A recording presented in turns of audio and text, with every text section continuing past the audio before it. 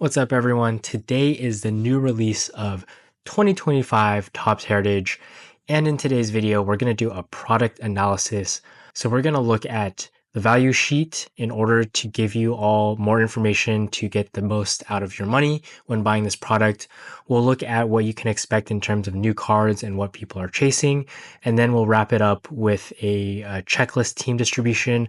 In other words, on the checklist, which teams have the most number of autograph cards or relics or real one autos, etc. If you do end up liking this type of video, please consider giving us a like and subscribe, and even leaving a comment just to say it was helpful or what type of analysis you would like us to do in the future for TOPPS releases. And with that, let's just dive in. So real quick, in terms of an overview of what you all can expect, in terms of the box formats, a lot of the box formats are back compared to 2024 High Number, which released a few weeks ago. That one only had the hobby and the blasters. In this case, they're also bringing back the mega boxes, the hangers, and the fat packs.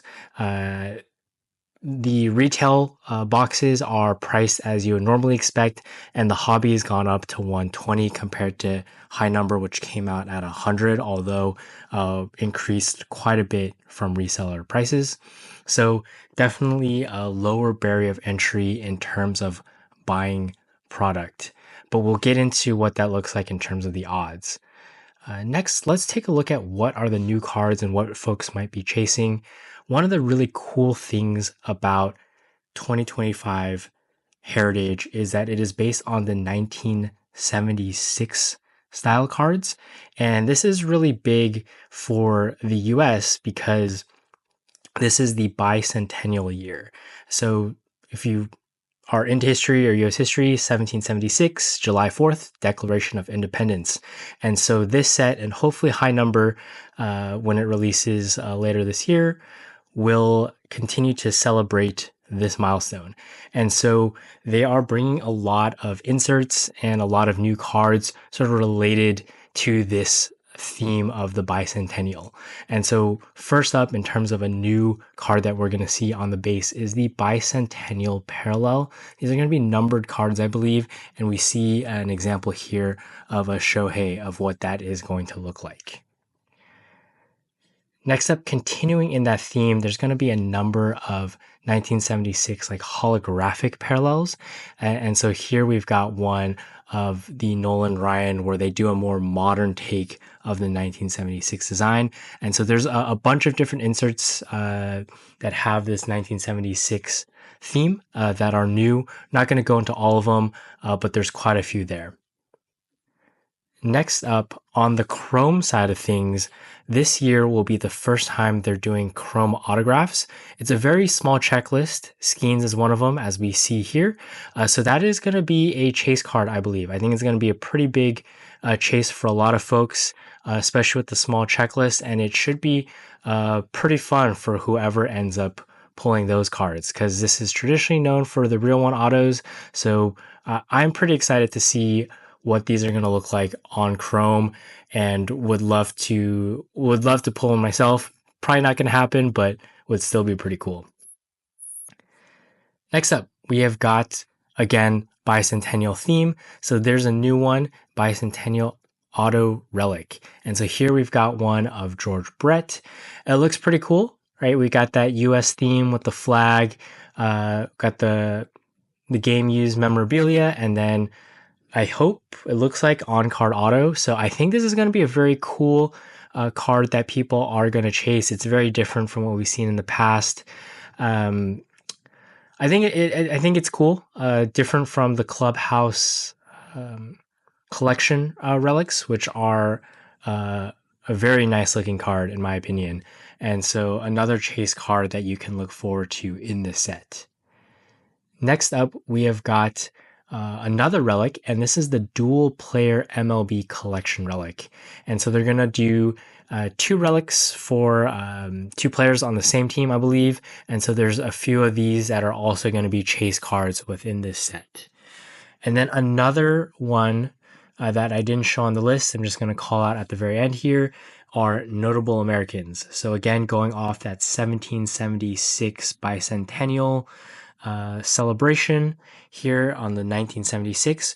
There are a bunch of cards that highlight notable Americans, and so here we've got Thomas Paine, a founding father, and there's a lot, so we're not going to go through that entire checklist, but something pretty cool that you can look forward to that's a little bit different from maybe what you would expect from Heritage. Not quite like an A and G theme, but I think still pretty cool nonetheless. And these are, in my opinion, some of the bigger new cards. I think there are a bunch of other new cards as well, but for the sake of time, we're not going to go through all of them.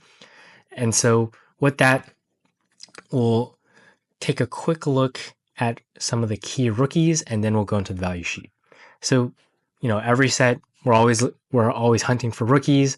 Here's a list of roughly like 16 or so key rookies. To be honest, I don't think they're all going to pan out. I think some of the big ones that folks have been chasing are going to be Cruz, Sasaki, Wood, and then Jacob Wilson has been breaking out, and then a handful of others. Really good rookies, but still time will tell whether they all pan out. And then here's an example of what one of those rookie cards may look like. So if you're hunting rookies, happy hunting. Now let's take a look at the value sheet. We've got 4 parts of the value sheet. So right here, high level, we're just going to look at the number of cards you can expect from each of the formats. So on the hobby side, 192 cards from the box, the Mega 136, the value box, which is the blasters, 64. Hangers are 35 cards, and then the fat packs are 20.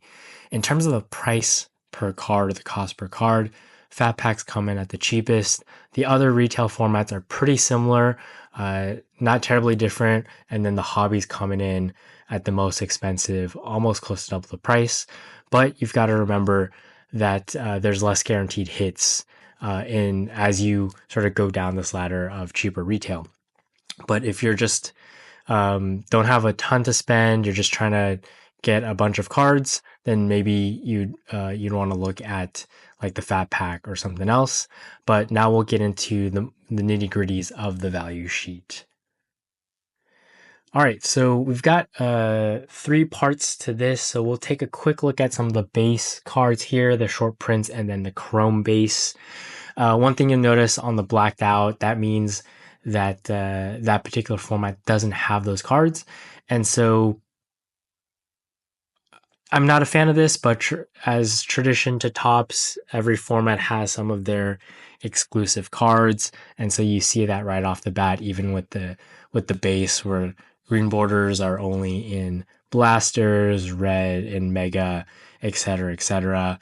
I think maybe the biggest call here is there's a flip stock card that looked pretty cool, and that is hobby exclusive. So there's a lot of really cool cards that are hobby exclusive that may sort of push folks to try and buy those hobby boxes.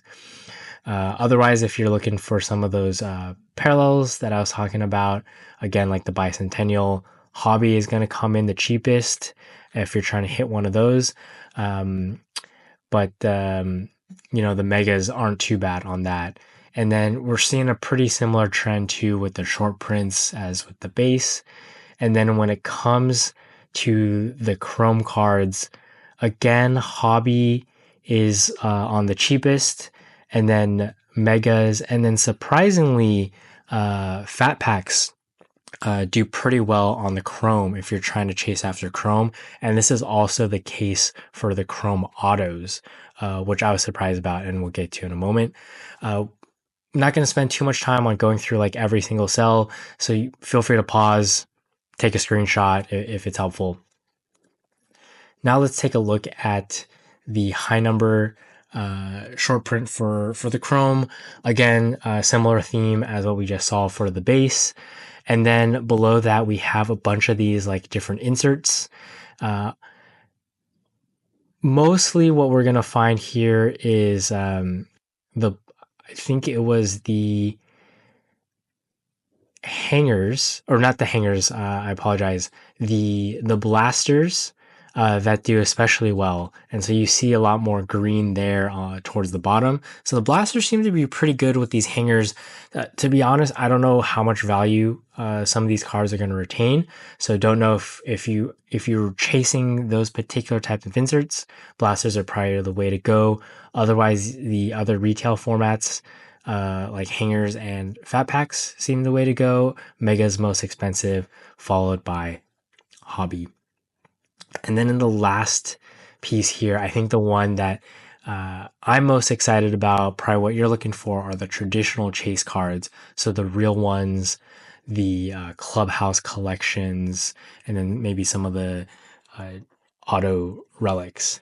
So the real one auto I spent a little more time on because it's pretty interesting here. So if you're just chasing real one autos, what you're going to find is that the mega format is the cheapest to get like a base real one auto at $444.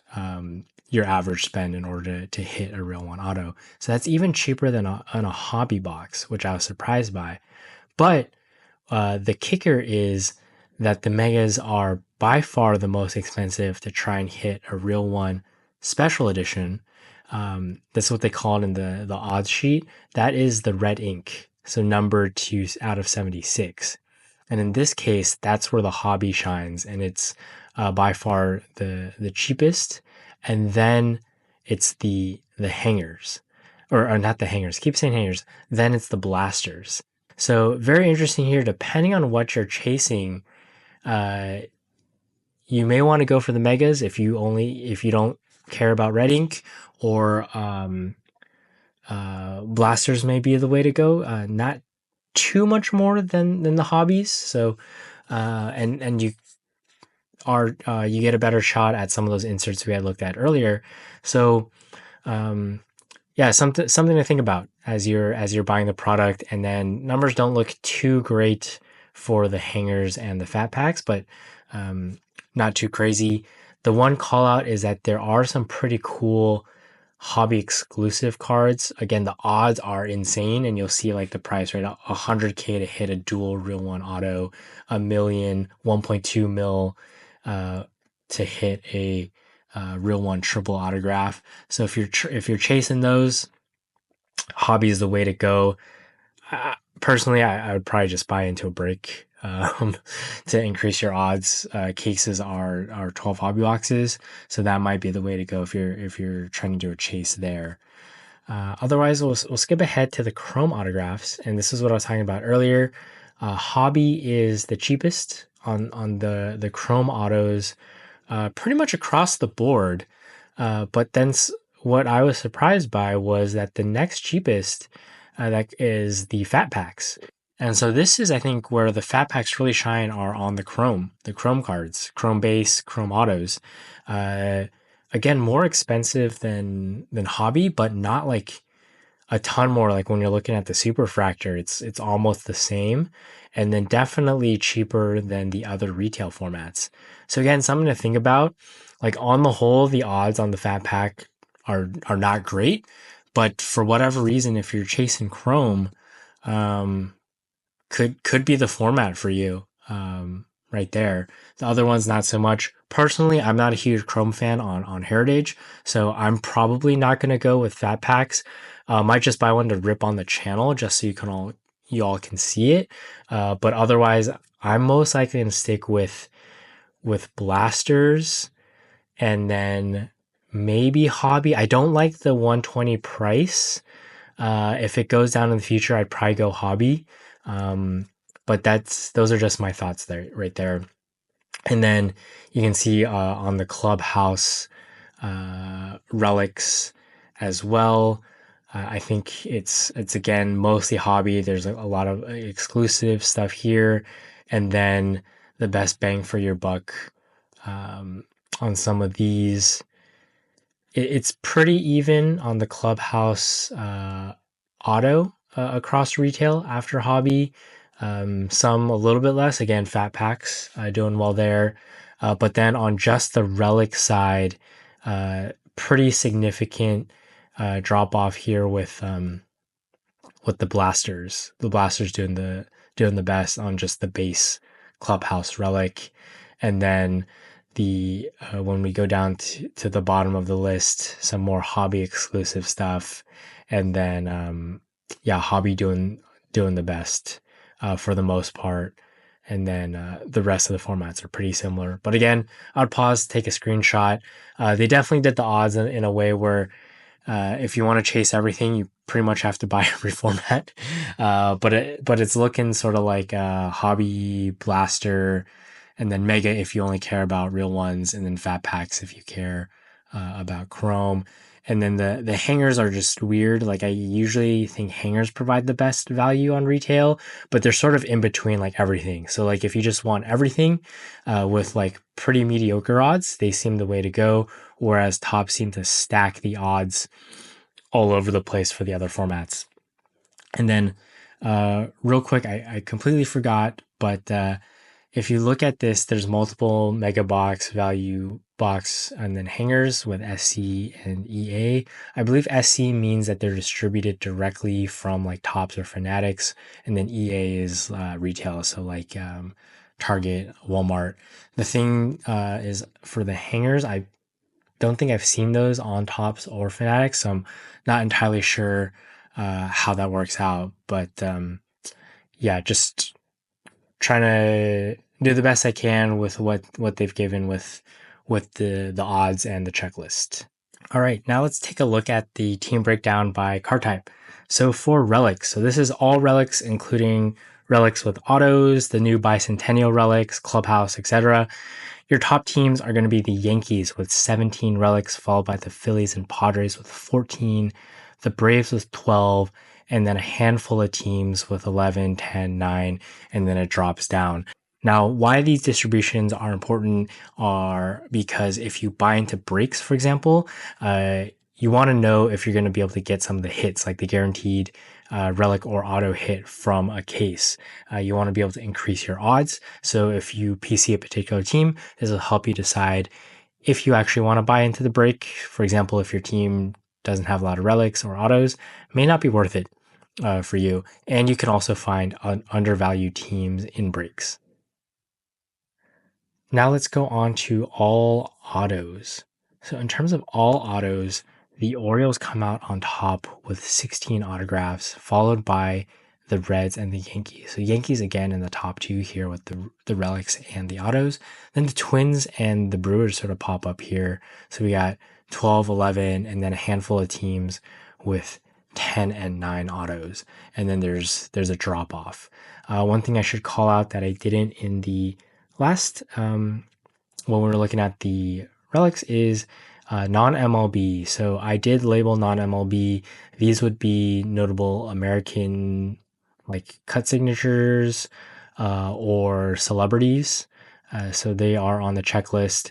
And then there's a handful of like older teams that I already cleaned up some of it, but a few I just, depending on which breaker you go with, they may categorize it a little bit differently. So kept it split out a little bit. So you could take a screenshot if that's helpful.